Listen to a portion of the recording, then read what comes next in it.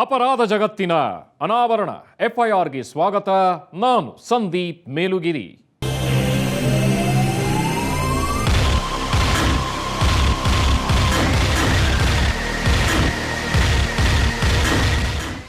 ಇವತ್ತಿನ ಎಫ್ಐಆರ್ನಲ್ಲಿ ನಾವು ಒಂದು ಥ್ರಿಲ್ಲಿಂಗ್ ಸ್ಟೋರಿಯನ್ನ ನಿಮ್ಮ ಮುಂದೆ ಇಡಲಿದ್ದೇವೆ.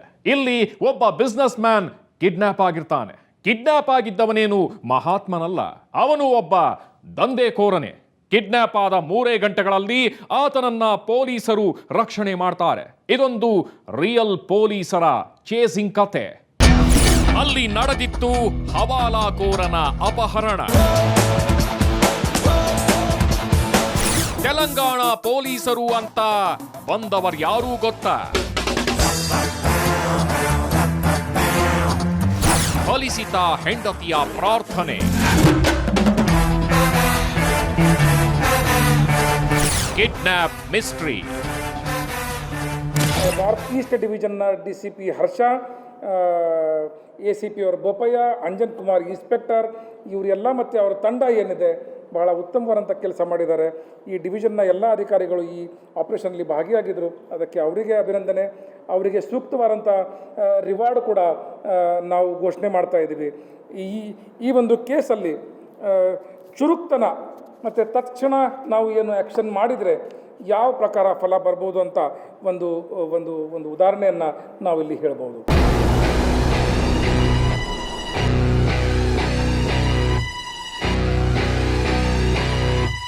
ಕರೆಕ್ಟ್ ಟೈಮ್ಗೆ ಕರೆಕ್ಟಾಗಿ ಕೆಲಸ ಮಾಡಿದ್ರೆ ಫಲ ದೊರೆಯುತ್ತೆ ಅನ್ನೋದಕ್ಕೆ ಬಾಗಲೂರಿನಲ್ಲಿ ಮೊನ್ನೆ ಪತ್ತೆಯಾದಂಥ ಉದ್ಯಮಿಯೊಬ್ಬರ ಕಿಡ್ನಾಪ್ ಪ್ರಕರಣದ ಸುಖಾಂತ್ಯವೇ ಸಾಕ್ಷಿ.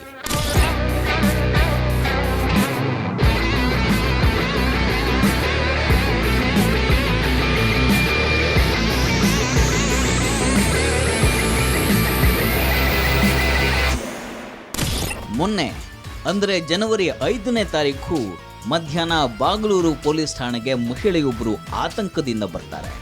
ಆಕೆಯ ಮುಖದಲ್ಲಿ ಆತಂಕ, ದುಗುಡ ಮನೆ ಮಾಡಿರುತ್ತೆ. ಬಂದಾಕೆ ಠಾಣೆಯ ಇನ್ಸ್ಪೆಕ್ಟರ್ ಅಂಜನ್ ಕುಮಾರ್ ಅವರನ್ನು ಭೇಟಿ ಮಾಡಿ ತನಗೆ ಬಂದೊದಗಿರುವಂತಹ ಕಷ್ಟವನ್ನು ಪೊಲೀಸರ ಮುಂದೆ ಇಡ್ತಾರೆ. ನನ್ನ ಮಾಂಗಲ್ಯವನ್ನು ಉಳಿಸ್ಕೊಡಿ, ನನ್ನ ಗಂಡ ಯಾವುದೋ ಕಷ್ಟದಲ್ಲಿ ಸಿಕ್ಕಾಕೊಂಡ್ಬಿಟ್ಟಿದ್ದಾರೆ, ಅವರೆಲ್ಲಿದ್ದಾರೋ ಗೊತ್ತಿಲ್ಲ, ಸಹಾಯ ಮಾಡಿ ಅಂತೆಲ್ಲ ಕೇಳ್ಕೊಳ್ತಾರೆ. ಆಕೆಯ ಗಂಡನ ಹೆಸರು ಶ್ರೀಹರಿ.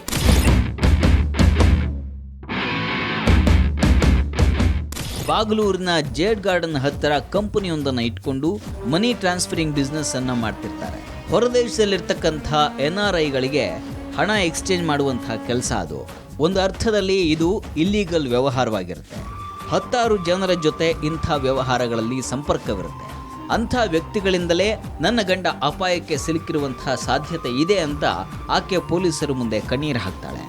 1 ಗಂಟೆಯ ಹಿಂದೆಯಷ್ಟೇ ತನ್ನ ಗಂಡ ಶ್ರೀಹರಿ ಫೋನ್ ಮಾಡಿ ವ್ಯಕ್ತಿಯೊಬ್ಬ ಮನೆ ಬಳಿ ಬರ್ತಾನೆ, ಆತನಿಗೆ ಮನೆಯಲ್ಲಿರ್ತಕ್ಕಂಥ ಸೈನ್ ಮಾಡಿರುವ ಚೆಕ್ಗಳನ್ನು ಕಳಿಸು ಅಂತ ಹೇಳಿ ಫೋನನ್ನು ಕಟ್ ಮಾಡ್ತಾನೆ.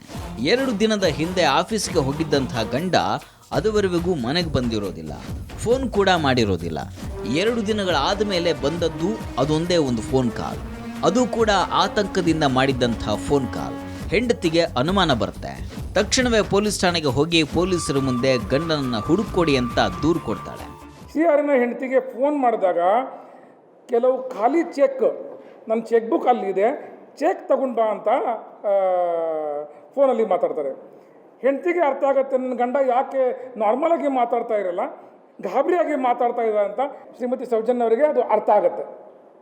ನೇರವಾಗಿ ಪೊಲೀಸ್ ಸ್ಟೇಷನ್ ಬಂದು ನನ್ನ ಗಂಡನಿಗೆ ಏನಾದರೂ ಆಗಿದೆ, ಅದು ಸ್ವಲ್ಪ ನೀವು ನೋಡಬೇಕಾಗತ್ತೆ ಅಂತ ಹೇಳಿ ದೂರು ಕೊಡ್ತಾರೆ.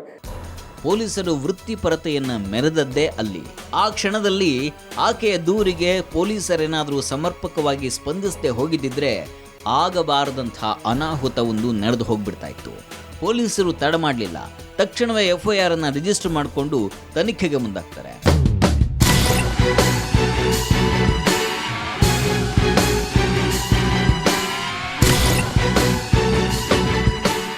ಶ್ರೀಹರಿಯ ಕೆಲಸ, ಸ್ನೇಹಿತರು, ವೈಯಕ್ತಿಕ ದ್ವೇಷ ಇಂಥ 10 ದಿಕ್ಕುಗಳಿಂದ ತನಿಖೆಯನ್ನು ನಡೆಸಿದಂಥ ಪೊಲೀಸರಿಗೆ ಗಂಡನ ಮೊಬೈಲ್ ನಂಬರ್ನಿಂದ ಹೆಂಡತಿಗೆ ಯಾವುದಾದ್ರೂ ಫೋನ್ ಬರುತ್ತಾ ಅಂತ ಕಾಯ್ತಿರ್ತಾರೆ. ಪೊಲೀಸರು ಅಂದುಕೊಂಡಂತೆ ಮತ್ತೆ ಒಂದು ಫೋನ್ ಬರುತ್ತೆ.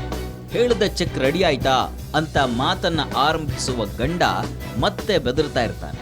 ತಡ ಮಾಡಬೇಡ, ನಾನೇನು ಹೇಳೋ ಪರಿಸ್ಥಿತಿಲಿಲ್ಲ, ಅರ್ಥ ಮಾಡ್ಕೋ, ನಾ ಹೇಳಿದ ಚೆಕ್ಗಳನ್ನು ರೆಡಿ ಮಾಡು ಅಂತ ಹೇಳಿ ಮತ್ತೆ ಫೋನನ್ನು ಕಟ್ ಮಾಡಿಬಿಡ್ತಾರೆ. ಈ ಸಂಭಾಷಣೆ 30 ಸೆಕೆಂಡ್ಗಳಲ್ಲಿ ಮುಕ್ತಾಯಗೊಳ್ಳುತ್ತೆ.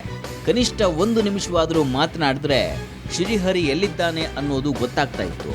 ಈಗ ಪೊಲೀಸರು ತಮ್ಮ ರಿಯಲ್ ಸ್ಟೈಲ್ನಲ್ಲಿ ಎನ್ಕ್ವೈರಿಯನ್ನ ಪ್ರಾರಂಭಿಸ್ತಾರೆ. ಶ್ರೀಹರಿ ಮಾತಾಡ್ತಾ ಇರತಕ್ಕಂಥ ನಡುಕದ ಮಾತುಗಳನ್ನು ಕೇಳಿ ಆತ ಕಿಡ್ನ್ಯಾಪ್ ಆಗಿದ್ದಾನೆ ಅನ್ನೋದು ಪೊಲೀಸ್ ಇನ್ಸ್ಪೆಕ್ಟರ್ ಅಂಜನ್ ಕುಮಾರ್ ಅವರಿಗೆ ಗೊತ್ತಾಗುತ್ತೆ.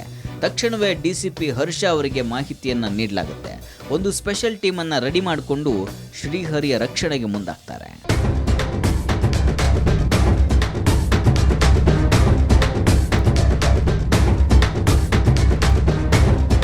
ಶ್ರೀಮತಿ ಸೌಜನ್ಯ ಅನ್ನೋರು ಸುಮಾರು 3 ಗಂಟೆ ಸಮಯಕ್ಕೆ ಬಾಗ್ಲೂರು ಠಾಣೆಗೆ ಬಂದು ಅವರ ಪತಿ ಶ್ರೀಹರಿ 3 ಗಂಟೆ ಸುಮಾರಿಗೆ ಒಂದು ಭಾಳ ಕಳವಳಕಾರಿಯಾಗಿ ಒಂದು ಫೋನ್ ಮಾಡಿ ಕೆಲವು ಖಾಲಿ ಚೆಕ್ಗಳನ್ನ ಒಬ್ಬ ವ್ಯಕ್ತಿ ಜೊತೆಗೆ ಕಳಿಸ್ಬೇಕು ಅಂತ ಬಹಳ ಕಳವಳದಿಂದ ಮಾತಾಡಿದ್ರು ಅಂತ ಬಂದು ನಮ್ಮ ಠಾಣೆಗೆ ತಿಳಿಸಿದ್ರು. ಇದು ಪಾಸಿಬಲ್ ಅಬ್ಡಕ್ಷನ್ ಕೇಸ್ ಇರ್ಬೋದು ಅಂತೇಳಿ ಕೂಡಲೇ ಒಂದು FIR ರಿಜಿಸ್ಟರ್ ಮಾಡಿ ತನಿಖೆ ಪ್ರಾರಂಭಿಸಿದಾಗ ನಮಗೆ ಪ್ರಾಥಮಿಕ ಸುಳಿವು ಈ ವ್ಯಕ್ತಿ ಅಪಹೃತನಾಗಿರೋದ್ರ ಬಗ್ಗೆ ನಮಗೆ ಸ್ಪಷ್ಟವಾಗಿ ತಿಳಿತು. ತಾಂತ್ರಿಕವಾಗಿ ವಿಶ್ಲೇಷಿಸಿ ನೋಡಿ ಸುಮಾರು 12 ತಂಡಗಳನ್ನ ರಚಿಸಿ ಈ ವ್ಯಕ್ತಿಯ ಏನು ಬಂಧಿಸಿ ಇಟ್ಟಿದ್ದ ಹೈಡೌಟ್ನ ಎಲ್ಲ ಎಕ್ಸಿಟ್ ರೂಟ್ಸ್ನು ಬ್ಲಾಕ್ ಮಾಡಿ ಕಾರ್ಯಾಚರಣೆ ಪ್ರಾರಂಭಿಸಿದ್ವಿ. ಶ್ರೀಹರಿಯ ಸಂಪೂರ್ಣ ಜಾತಕವನ್ನ ಜಾಲಾಡಿದಂಥ ಪೊಲೀಸರಿಗೆ ಆತ ಮಾಡ್ತಾ ಇದ್ದಂಥ ಮನಿ ಟ್ರಾನ್ಸ್ಫರಿಂಗ್ ವ್ಯವಹಾರ ಕೂಡ ಅಕ್ರಮ ಅಂತ ಗೊತ್ತಾಗುತ್ತೆ. ಆದರೆ ಶ್ರೀಹರಿ ಕಿಡ್ನ್ಯಾಪ್ ಆಗಿದ್ದಾನೆ, ಹಾಗಾಗಿ ಮೊದಲು ಆತನ ಪ್ರಾಣ ರಕ್ಷಣೆ, ಆಮೇಲೆ ಅಕ್ರಮಗಳ ತನಿಖೆ ಅಂತ ಪೊಲೀಸರು ಡಿಸೈಡ್ ಮಾಡಿ ಕಿಡ್ನ್ಯಾಪರ್ಗಳ ಬೇಟೆಗೆ ಇಳಿತಾರೆ.